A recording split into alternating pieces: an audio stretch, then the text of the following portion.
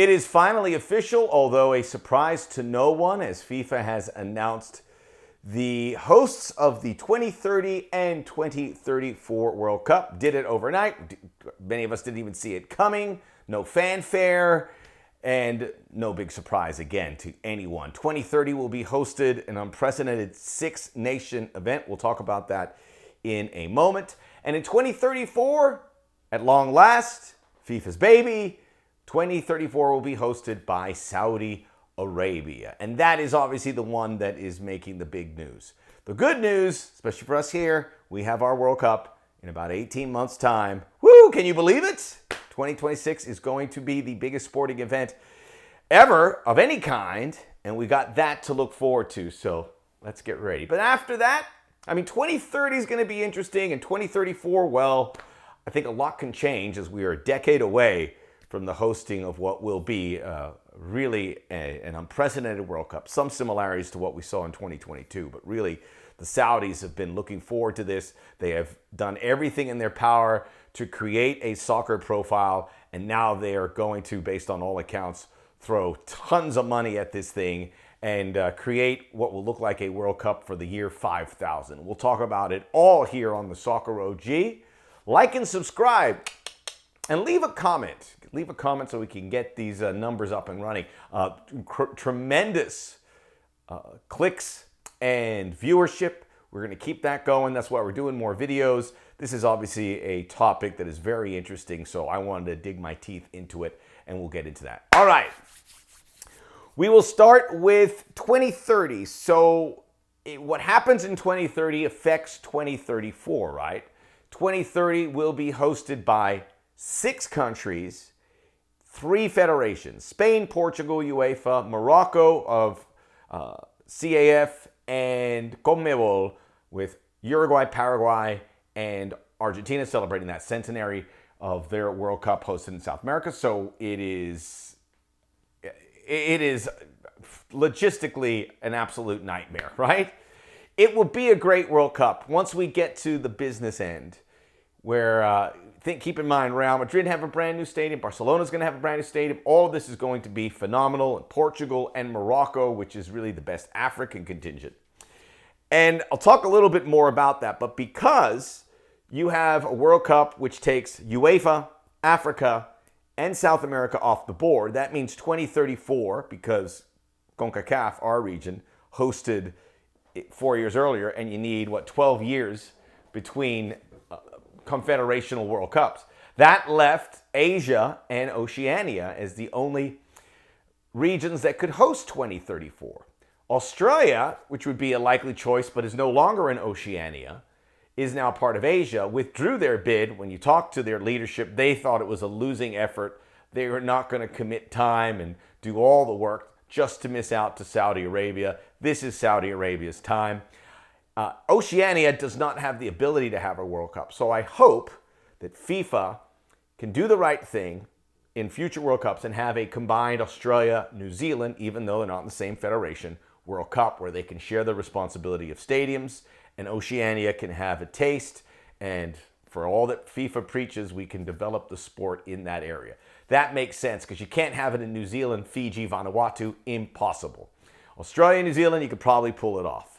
So hopefully that happens, and Australia will be, by proxy, an Oceania member again, and can kind of maybe skip a turn. Because reality, if they're doing World Cups like this, we're not going to have enough hosts. 2030, South America kind of waved the white flag. This should be their World Cup. 2030 should be Argentina, Uruguay, Paraguay. That's it. 2034, either Saudi Arabia or Spain, Portugal, Morocco.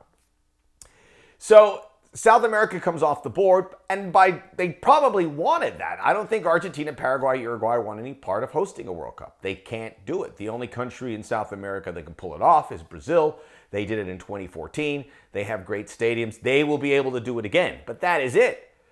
Maybe it's Brazil, Argentina, or something like that, but a South American host, you look at the CONMEBOL contingent, they're happy that they're hosting 3 games in 2030. 3 games to start the World Cup, which will be largely forgotten by the time we get to the knockouts of 2030. and everyone will say it will have no semblance of it being a South American World Cup. It is lost. Moments like that, FIFA's got to help these regions because not all of them have the deep pockets of Saudi Arabia. We want World Cups all over the planet and in interesting locations with great footballing pedigree, and who has a better pedigree than South America? It would be a shame to skip them just because they don't have the infrastructure. And either we help them with that or we give them a break with regards to stadiums, even though that would buck the trend that FIFA is going on. So 2030, because you have 3 confederations, opens the door for 2034. We'll talk about 2030 more. I'm looking forward to 2030, but not the South American part. It's a throwaway. So 2034, Saudi Arabia has been building towards this. I'll give them credit. You know, they have worked hard to get FIFA's attention. They have built professional leagues, men, women's leagues there. They have drawn big stars. They have built stadiums. They have had a national team that has done very well, and they're trying. I mean, this is the whole reason, is to get improved public health, get more participation in soccer in Saudi Arabia. That's what everyone wants to do. That's what we've done in the United States so well. We have people playing soccer everywhere. And after 2024 or 2026, it's going to go through the roof even more. Can Saudi Arabia benefit from that? So there's the 3 big factors. The national team, just the footballing side. And remember in Qatar, FIFA said, focus on football. And by the way, we did. And we're going to talk about all the issues, the human rights, the sustainability, all the issues facing Saudi Arabia. It is a long list.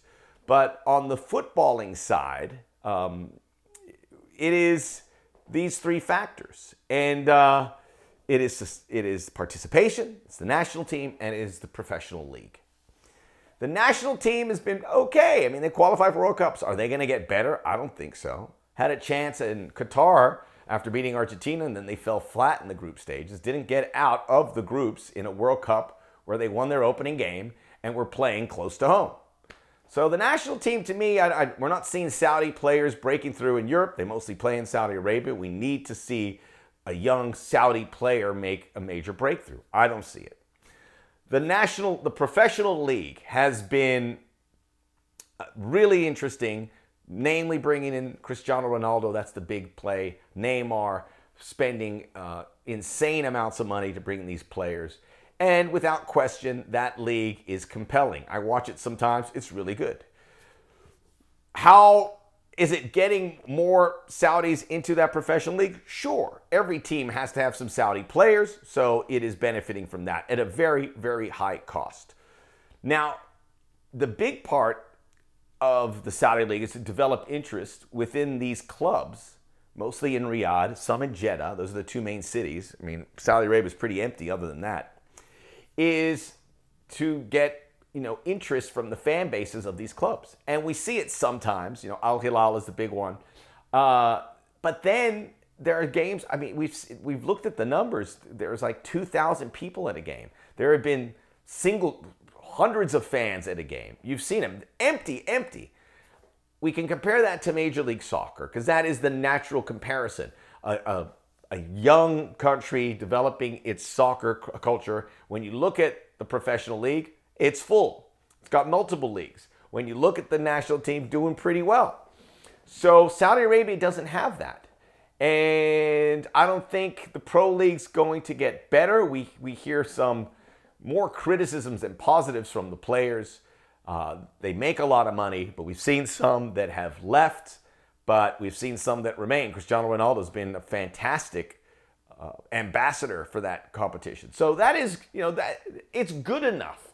And if Saudi Arabia is serious about building those things, by all means, far be it from me to say that they shouldn't have those things if they are doing all the right things. And I'm hearing they're building a really good women's league, and they're really serious about developing women's sports. We see so many sports going into Saudi Arabia, combat sports, they're all held there.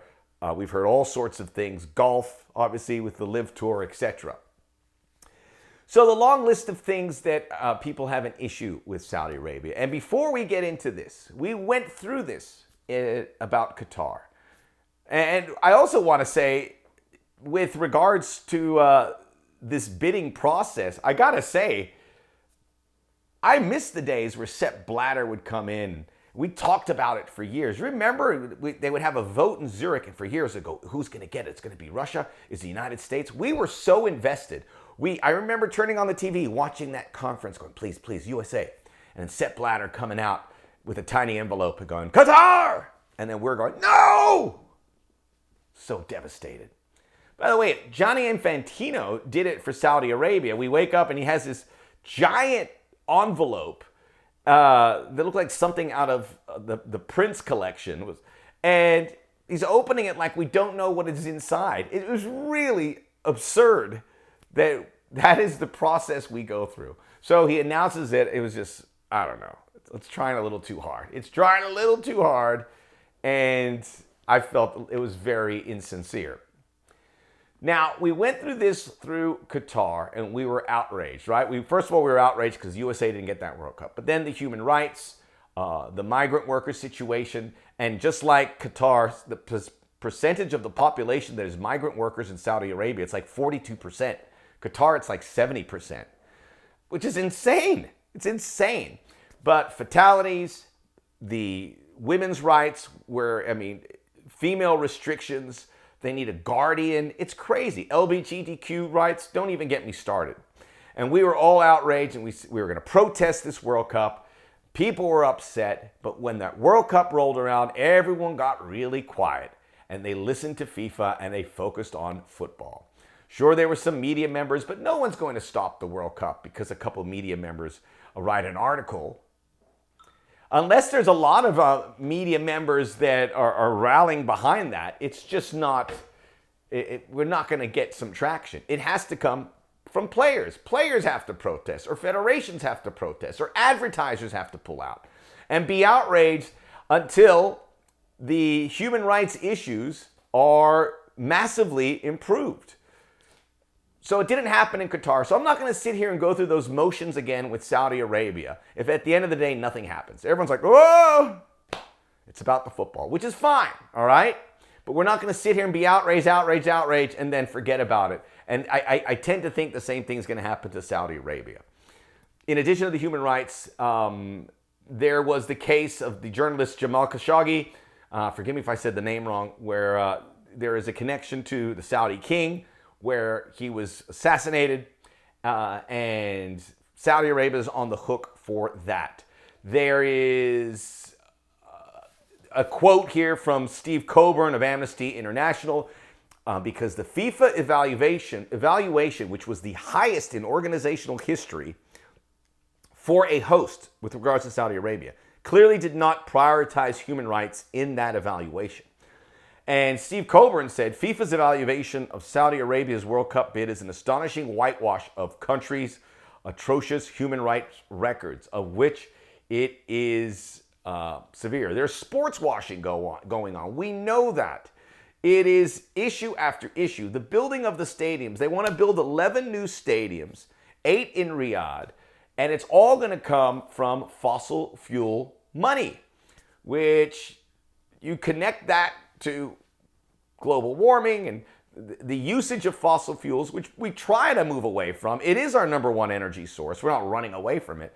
But if we just thrust it on there and sell it at an incredible clip in order to boost the World Cup, that's a problem. So, you start losing digits on your hand with the issues for Saudi Arabia. They are not going to change. To me, the number one's the female restrictions. That is dark age crap that they got to get out of. I am sorry. It's not my culture. I don't live there, and I can't judge it. But if I wanted to protest a Saudi Arabia World Cup bid, that's the number one thing on my list with the LGBTQ situation as well. Human rights that are being prevented. So, Qatar and Russia, we have this record now of countries with a poor human rights record hosting World Cups. And they both went on, relatively well. Qatar was viewed as one of the best World Cups of all time. And that's another positive for Saudi Arabia. because we're not going to see a lot of single country hosting World Cups moving forward based on what we've seen in 2026 and 2030. The situation with Saudi Arabia hosting it, we saw with Qatar, it created a good World Cup because players have a central base. They were all within Doha. They didn't have to get on an airplane. They had their creature comforts, and they were there for 2 weeks, 3 weeks, a month. And that made the games better. I am 100% assured of it. And Saudi Arabia will have a similar setup where all the teams will be based in the 2 main cities and have easy access to these stadiums. So that is good. And I will take Saudi Arabia's word for how they want to develop the sport. They're doing all the right things. So back to what we have talked about, the issues. They are plentiful. The building of the stadiums, there is going to be one, the King Salman Stadium, which I worked with Jason Davis at Sirius. It looks amazing, but it looks like a Taco Bell Crunchwrap, doesn't it? So, 11 stadiums. I don't know how they're going to use this. These things are going to be vacant afterwards. And what can you do? And I think that's on FIFA. We really don't need 11 or 12 stadiums. They're building a city. They're going to build a city in order to help accommodate that. This is 1 month of an eternity, right? 1 month of a lifetime where you host a World Cup, and they're building all this. It's just money, money, money. You have that money. Nobody can compete with this. Nobody can compete with this, and it's not realistic where you can have a World Cup like that. So FIFA's got to say, okay, we're going to use 8 stadiums. They don't have to meet all these high levels to be cleared by our organization. They've got to have some wiggle room, because we're not going to have World Cups where 12 new stadiums are built before it and not used afterwards. It's crazy. But here we are. We got the next 3 World Cups. We'll see what happens after that. I don't know if I'll still be covering soccer by 2034. Maybe I'll be in Saudi Arabia. We shall see. The Soccer OG. Please leave a comment. We'd love to talk about this and what your concerns are and what you think about Saudi Arabia and the 2030 bid. Like and subscribe us as well. We'll see you very soon.